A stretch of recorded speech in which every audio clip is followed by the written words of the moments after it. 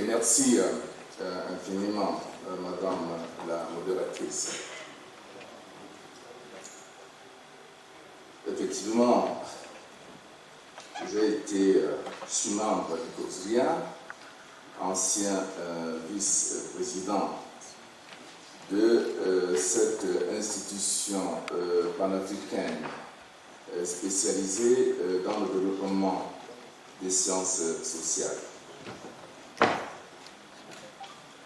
Permettez-moi, avant de commencer mon propos, saluer l'arrivée dans cette salle de notre frère et ami, le ministre tchèque Tidjane Gadio. Soyez le bienvenu au Cameroun, une fois de plus, chers amis, chers frères. Marima m'a interpellé sur un point, le point concernant les acquis du COSRIA en matière de décolonisation des savoirs. Effectivement, Marima, la première proposition que j'ai faite pour cette journée concernait justement le bilan scientifique de certaines institutions comme UNESCO, le COSRIA, dans la promotion des humanités africaines.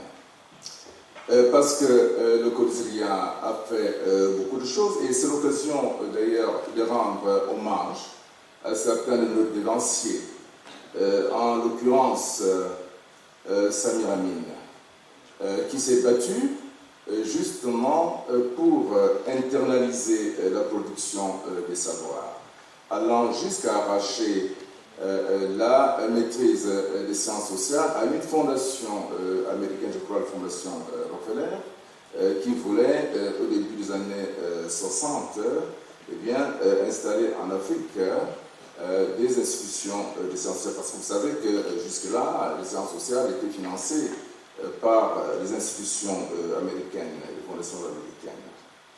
Bon, alors, Samir Amin, aidé en cela par Léopold Sédar Senghor, a réussi à arracher ce projet à la fondation Rockefeller et à mettre en place cette belle institution que nous connaissons aujourd'hui, à savoir le COSRIA. Bien sûr, il y a des défis importants à relever au COSRIA, notamment le défi des financements. Parce que l'un des problèmes en Afrique actuellement, c'est comment financer la recherche en sciences sociales. Et durant mon mandat, nous nous sommes battus avec un certain nombre de collègues pour que les États africains s'approprient cet instrument. Et c'est l'occasion de saluer, n'est-ce pas, la mémoire de Kofi Annan, qui avait appuyé justement un projet audacieux que Ibrahim Assal et moi-même avions lancé à l'époque pour que les États africains financent leur recherche en sciences et notamment le COSRIA. Et nous avons été soutenus en cela par notre ami commun avec Charles Binam, le défunt président Ibrahima Boubacar Keïta. Bon. Donc il y a des choses qui sont faites à ce niveau-là. J'aurais pu citer aussi l'UNESCO Marima, parce que quand vous parlez de l'invisibilité des sciences sociales, eh bien, il faut quand même reconnaître que l'UNESCO a joué un rôle extrêmement important. Et mon projet de communication portait justement sur l'UNESCO, parce qu'au cours des dernières années, eh bien, puisque nous parlons de pensée africaine, l'UNESCO a lancé un projet audacieux en intégrant l'Afrique dans la construction d'un manuel, la confection d'un manuel de philosophie structurée, où justement l'Afrique occupe une place centrale. Et l'une des originalités de ce projet, qui a abouti en 2014, c'est que l'UNESCO a accordé deux grandes chances à l'Afrique. Enfin, c'est des bonnes nouvelles en réalité. À savoir que lorsqu'il s'agit de la pensée africaine, eh bien, nous devons intégrer deux choses importantes. La première chose à intégrer, eh bien, c'est l'héritage égyptien. Donc nous ne sommes plus simplement là au niveau du discours, nous sommes là au niveau des faits, parce que nous avons eu des grands débats à Marrakech et à Rabat entre 2012 et 2013 sur la question de savoir s'il fallait intégrer l'Égypte antique dans la pensée africaine. Eh bien, nos collègues du monde arabe, ils étaient égyptiens, marocains, jordaniens, et ils nous avaient dit la chose intéressante suivante. Eh bien, l'Égypte antique, eh bien, c'est l'Afrique subsaharienne. C'est l'Afrique. Et il s'agit là, n'est-ce pas, d'un écrit extrêmement important. Et c'est la raison pour laquelle, dans ce manuel, vous trouverez les textes égyptiens, et nous les présentons maintenant sans complexe. Donc, cela signifie que le travail que Cheikh Anta Diop et Théophile Obenga avaient effectué en 1974, n'est-ce pas, a porté ses fruits. Donc, officiellement maintenant, et le manuel, j'ai un exemplaire ici, eh bien, désormais, lorsque nous étudions la philosophie africaine, la pensée africaine, il faut savoir que la philosophie égyptienne fait partie intégrante de cette philosophie-là. Ça, c'est un acquis extrêmement important. L'autre acquis, c'est que lorsque nous étudions la pensée africaine, nous sommes désormais obligés d'intégrer, selon d'ailleurs les instructions de l'UNESCO, d'inclure la diaspora, parce que l'UNESCO met un accent particulier sur le lien entre l'Afrique et ses diasporas. Et c'est la raison pour laquelle, pour parler du sujet qui m'a été imposé par de cet auteur-là, et avec raison d'ailleurs, à savoir le développement des mythes fondateurs de la Renaissance et des sciences sociales africaines pour une révolution de la pensée et de l'action transformatrice, eh bien, nous sommes encouragés à intégrer effectivement les penseurs de la diaspora. Parce que ce sont eux, je pense, et cela est d'ailleurs attesté par un certain nombre de textes, qui ont lancé l'idée de Renaissance. Eh bien, il y a un penseur très connu, très peu connu, malheureusement, mais qui est pourtant essentiel s'agissant de la mise en place de cette idée de Renaissance africaine. Eh bien, il s'agit de Antenor Firmin. Eh bien, Antenor Firmin, c'était un membre éminent de la diaspora africaine. Il était haïtien, eh bien, né en 1850 et mort en 1911. Eh bien, il a été, à un moment donné de sa vie, inspecteur des écoles, membre de la Société d'anthropologie de Paris, homme politique et diplomate.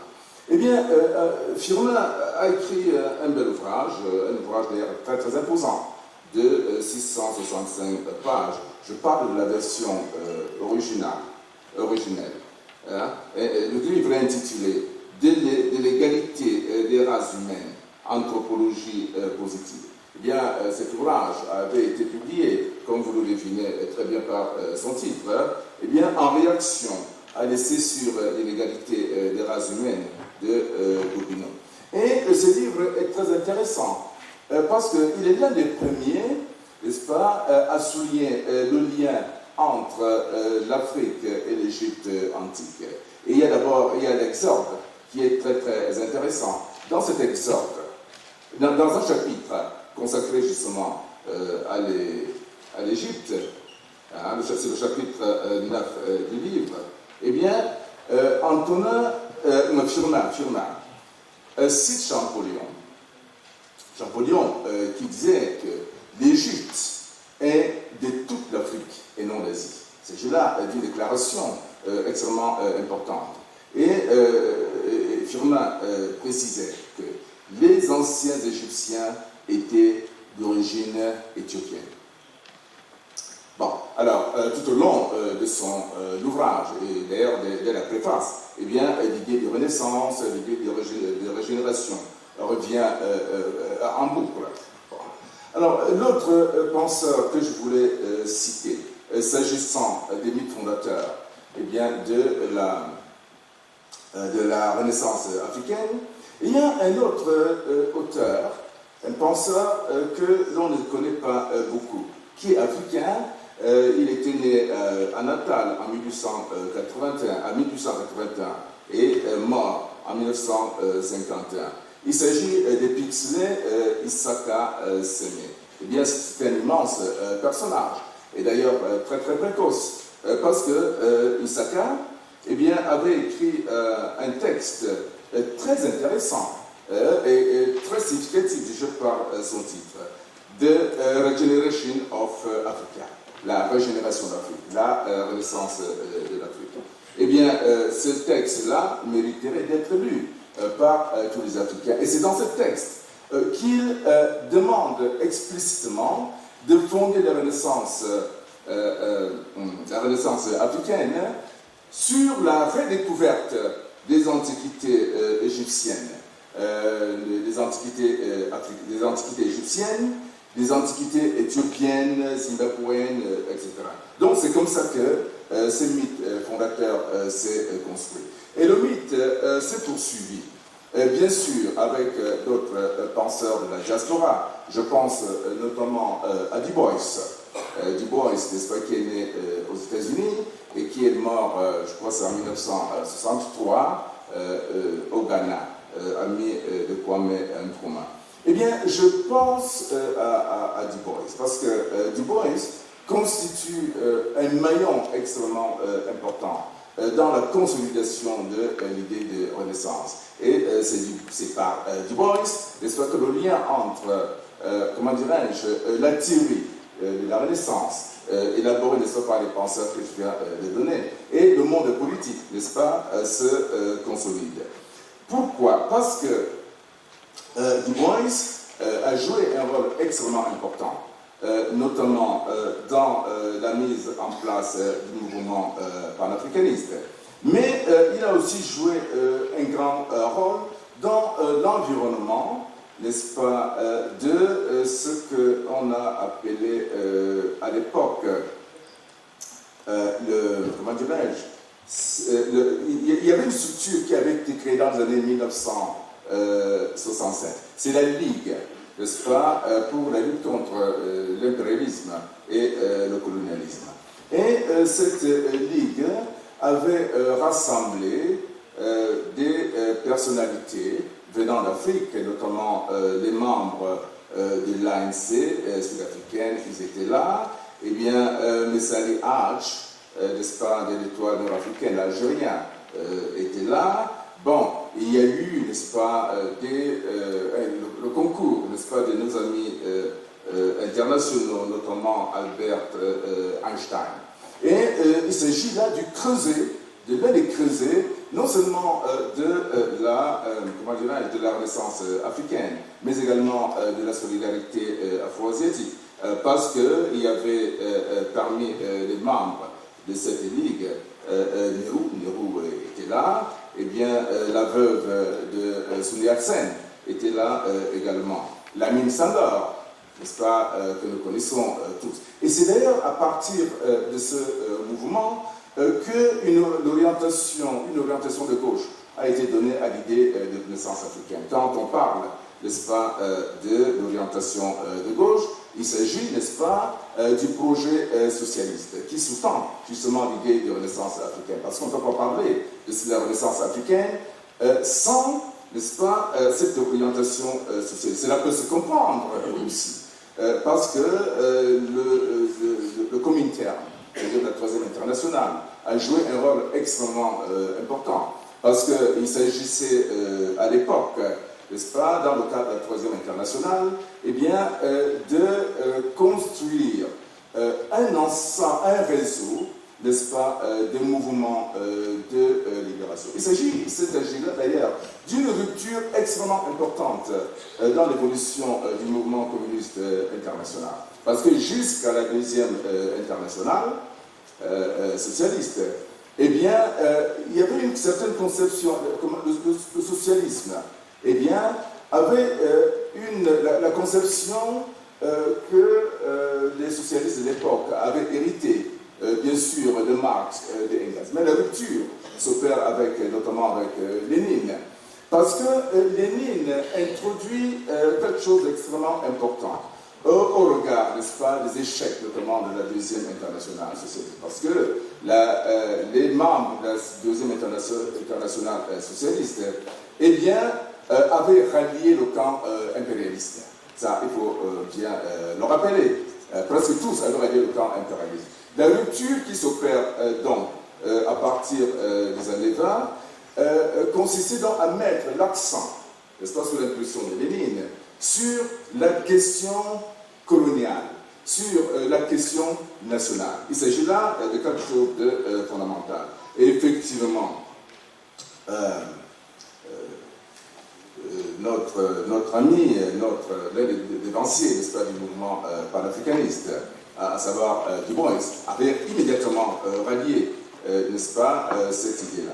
Et c'est la raison pour laquelle Nkrumah, on ne serait donc pas étonné que Nkrumah, notamment, donne un contenu socialiste, n'est-ce pas, non seulement au panafricanisme, mais également au conscientisme. Et le mot conscientisme, eh bien, ne vient pas par hasard.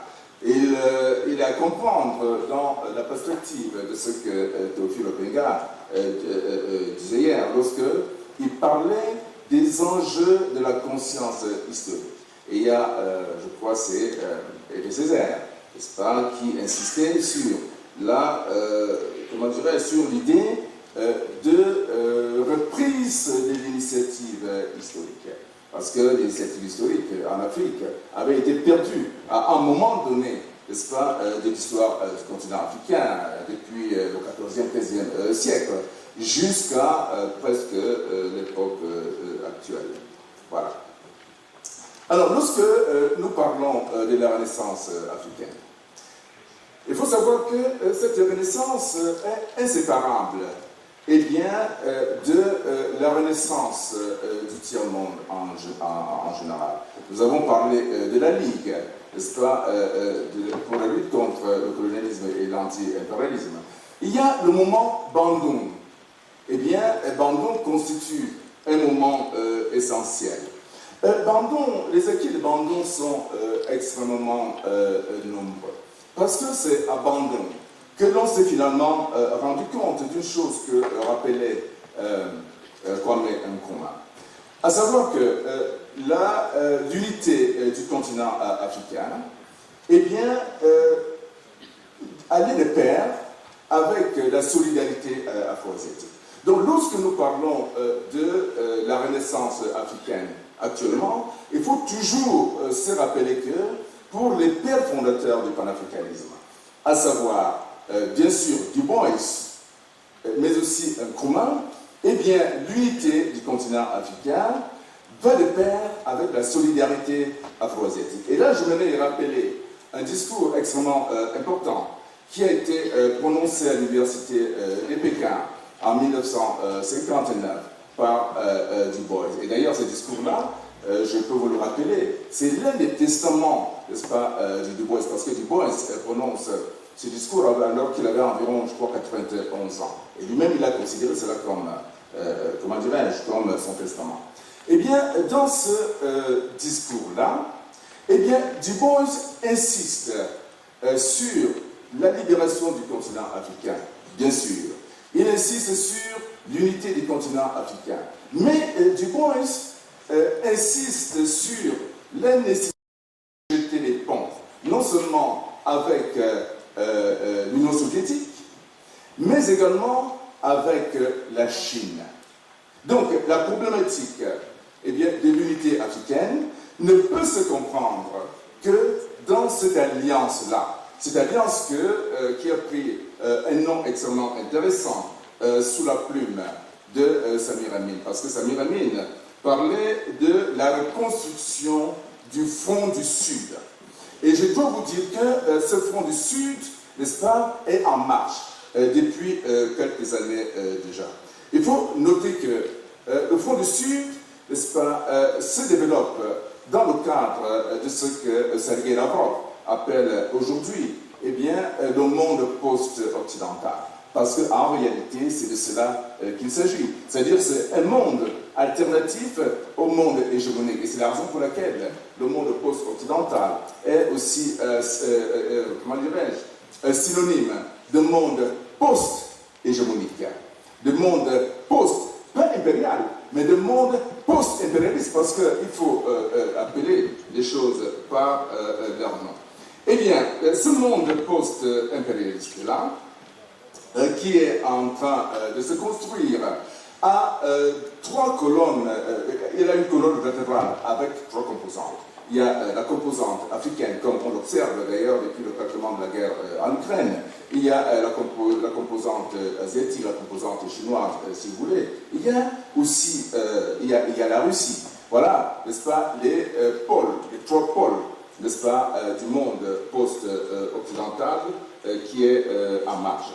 Eh bien, des initiatives ont été prises pour consolider ce pôle, le monde afro-asiatique, mais également le monde post-occidental. S'agissant du pôle, n'est-ce pas, de la solidarité afro-asiatique, eh bien, je dois signaler des initiatives extrêmement importantes qui ont été prises au cours des dernières années.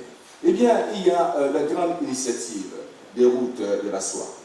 Eh bien, vous savez que cette initiative d'ampleur planétaire nous concerne directement parce que l'Afrique constitue l'un des points d'aboutissement de des routes de la soie. Bon.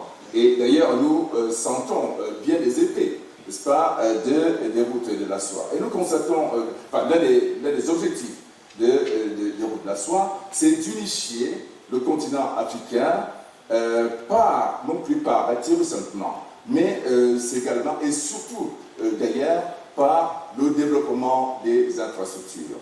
Eh bien, les projets qui ont commencé en Afrique de l'Est sont en train de se développer, d'avancer vers l'Afrique de l'Ouest. Par exemple, le port de Kribi, c'est l'un des aspects de cette route de la soie. L'autre initiative qui a été prise dans la perspective, c'est que l'Union africaine a choisi la Chine comme partenaire stratégique pour la réalisation de cet ambitieux projet. Alors, l'autre initiative qui a été prise par les chefs d'État africains, elle a été en 2018, lors du sommet du FOCAC de Beijing. Eh bien, dans le cadre de ce sommet, eh bien, les chefs d'État africains et de Chine ont décidé de créer un institut. Eh bien, l'institut, c'est l'Institut Chine-Afrique. Eh bien, nous avons lancé cet institut en 2019. Je peux vous citer, rappeler que quelques des membres du Conseil constitutif de cet institut, c'est par exemple le président Chissano, n'est-ce pas, l'ancien président du Mozambique. Il y a le ministre Landine Savané et moi-même, puis quelques autres amis, n'est-ce pas, du continent africain. Eh bien, nous avons là actuellement un outil intellectuel qui nous permet, n'est-ce pas, de faire avancer le projet, n'est-ce pas, de solidarité sino-africain ou afro-asiatique, parce qu'en fait, c'est de cela qu'il s'agit. Parce que ce n'est pas seulement le tête-à-tête avec la Chine, mais il s'agit, n'est-ce pas, de l'ensemble du bloc, n'est-ce pas, afro-asiatique, auquel, n'est-ce pas, s'associent quelques grands États du tiers-monde. Madame le modérateur, je vais terminer très rapidement en soulignant les défis qui nous interpellent. Eh bien, l'un des défis actuellement, c'est un peu ce que Gaston Kellman disait là tout à l'heure. C'est-à-dire que les orientations qui ont été prises au cours des dernières années, n'est-ce pas, par certaines tendances de la pensée africaine, notamment les doctrines de l'accommodement et de l'objectivité. Parce qu'en fait, c'est cela que parlait Gaston Kellman, lorsqu'il parlait de la trahison des clercs, de la trahison, n'est-ce pas, de certains intellectuels africains. Mais cette trahison-là remonte à plus loin, par exemple, à quelqu'un comme Capitaine, mais également quelqu'un comme Booker T. Washington, n'est-ce pas, qui avait été sévèrement critiqué à un certain moment par Du Bois. Parce que le problème de Booker T. Washington, c'est qu'il ne concevait pas l'existence du noir en dehors du cadre esclavagiste et colonial qui avait été dressé par l'oppresseur. Et il faut lire, de ce point de vue-là, un texte extrêmement important, n'est-ce pas, le compromis d'Atlanta. Eh bien, ce compromis a continué avec le mouvement post-colonial ou le mouvement post-colonialiste, dont les ténors sont par exemple Achille Mbembe et quelques autres penseurs, même camerounais, Jean-Godefroy Bidima.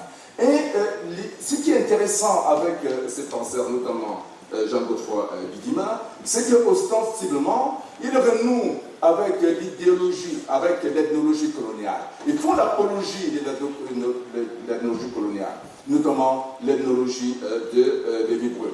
Et c'est ça le problème que pose, n'est-ce pas, cette pensée, parce qu'il propose l'ethnologie comme alternative, non seulement à l'ethnologie coloniale, non seulement comme alternative à la Renaissance africaine, mais également comme alternative au panafricanisme. Et je dois souligner que le concept d'afropolitanisme n'a pas été lancé par hasard, parce que le panafricanisme a été accusé, n'est-ce pas, de racisme. Et voilà l'un des problèmes, l'un des contentieux que personnellement j'ai avec mon ami et frère Achille Mbembe, parce qu'il y a des tels gens, des gens qui ont dit des telles choses, eh bien ils sont jaloux. Non. La critique que nous adressons à Achille Mbembe est claire. Nous lui disons ceci. Eh bien, on ne peut pas accuser, comme il le fait légèrement, on ne peut pas accuser Kwame Nkrumah, Cheikh Anta Diop, de racisme. Parce que le problème de Kwame Nkrumah, le problème de Cheikh Anta Diop et Du Bois, c'est celui de la libération du noir. Parce que le noir est opprimé depuis depuis le XIVe siècle. Il est question, n'est-ce pas, de le libérer, n'est-ce pas, de ces chaînes. Ben, nous acceptons bien, de sortir du ghetto. Mais on ne peut pas demander quand même à l'Afrique de sortir encore du ghetto, parce qu'on nous a sortis du ghetto. Et l'Afrique, c'est le seul continent, n'est-ce pas, au monde, à ne pas parler ses langues, à ne pas confesser ses religions, eh bien, à ne pas enseigner ses propres philosophies. Alors, on nous demande de sortir. On nous propose un en commun. Quel en commun encore? Parce que nous y sommes déjà. Voilà le problème qui se pose. Nous y sommes déjà. Donc, on ne peut plus demander à l'Afrique de s'ouvrir. Par contre, Samir Amin a proposé un concept qui me semble extrêmement important. Parce que l'idée de chez Mbembe, de Bidima et quelques autres, c'est que nous allions vers la mondialisation par le bas. Eh bien, Samir Amin, Kwame Nkrumah, Cheikh Anta Diop, Marcin Toé et quelques autres disent la chose suivante. Eh bien, nous devons d'abord nous déconnecter, sortir de l'empire, sortir du colonialisme. À ce moment-là, nous construisons un monde autonome, souverain. Nous constituons un pôle de civilisation, et c'est ce pôle de civilisation que nos amis Achille Mbembe et quelques autres nous refusent. Parce qu'ils demandent que nous font prisonniers, n'est-ce pas, du monde eurafricain. Nous ne sommes pas dans le monde eurafricain. Le concept de Mare Nostrum, qui a été développé par le président Macron il y a quelque temps, dans le cadre, n'est-ce pas, du partenariat renouvelé que raillait notamment le professeur Obenga hier, est un piège, moi je crois qu'il s'agit d'un piège, Mare Nostrum. Et d'ailleurs, il ne faut pas oublier, si vous voulez, les relents impérialistes et colonialistes, n'est-ce pas, de ce concept qui avait d'ailleurs été repris dans les années 20 par qui vous savez, à savoir Mussolini. Voilà. Mussolini, et d'ailleurs les Romains eux-mêmes, ils lancent ce concept-là, précisément au moment où les Romains avaient donné à la Méditerranée, c'est le nom d'ailleurs que les Romains avaient donné à la Méditerranée après la conquête et la soumission des territoires adjacents. Maintenant, lorsque le jeune président Macron nous resserre ce concept-là, le concept de Mare Nostrum, pour dire que c'est le foyer de notre... pour dire que nous sommes les enfants de la Méditerranée. C'est le foyer de notre civilisation, mais non, la Méditerranée n'est pas le foyer de notre civilisation. La Méditerranée, n'est-ce pas, eh bien, c'est le foyer, c'est le foyer de notre asservissement. Donc, nous n'acceptons pas, n'est-ce pas, cette alliance avec la Méditerranée. Bon, nous sommes peut-être de la date, encore que nous autres Africains, nous ne sommes pas les gens de la mer. Vous savez, l'histoire de la mer, n'est-ce pas, que les historiens écrivent, eh bien, les historiens Brodel, n'est-ce pas, avaient écrit un bel ouvrage là sur la Méditerranée à l'époque de Philippe, je crois que c'était à l'époque de Philippe II. Mais, eh bien, l'histoire de l'Occident, eh bien, c'est nous autour de la Méditerranée. C'est la mer, en fait, qui conditionne, eh bien, l'histoire de l'Occident. Et c'est par la mer que l'Occident conquiert les peuples. Eh bien, la tarissocratie, la tarissocratie signifie ce que cela veut dire, c'est-à-dire les empires maritimes. Et c'est par la mer que le continent africain nous a conquis. L'Afrique, l'Asie, ont constitué non des empires maritimes, mais des empires continentaux. Voilà la grande différence entre les tarissocraties, n'est-ce pas, d'Europe et d'Amérique maintenant, et l'Afrique. Alors, c'est la raison pour laquelle il faut que nous soyons vigilants lorsque certains concepts nous sont proposés, par exemple le concept eurafricain. C'est un concept qui n'a de sens que si l'on remonte à l'histoire de la conquête du continent africain par l'Europe. Et c'est la raison pour laquelle nous autres, nous pensons que l'initiative, la Renaissance africaine n'a de sens que dans le cadre du panafricanisme que rejettent nos amis Achille Mbembe et Jean-Godefroy Lidima, parce qu'ils n'en veulent pas. Ils demandent comme alternative au panafricanisme l'afropolitanisme. Nous ne sommes pas des afropolitains, simplement parce que l'afropolitanisme, c'est une philosophie qui a été élaborée pour la diaspora, pour l'exil. C'est la philosophie de l'exil. Eh bien, les Africains de l'exil peuvent bien lancer un projet comme celui-là, mais on ne peut pas en faire un projet pour nous autres, les indigènes. C'est la raison pour laquelle le concept d'hybridité, le concept de post-national, le concept de post-résistance ou bien de diasporie n'a aucun sens pour nous autres et les indigènes d'Afrique. Je m'arrête à ce niveau-là, Madame la modératrice.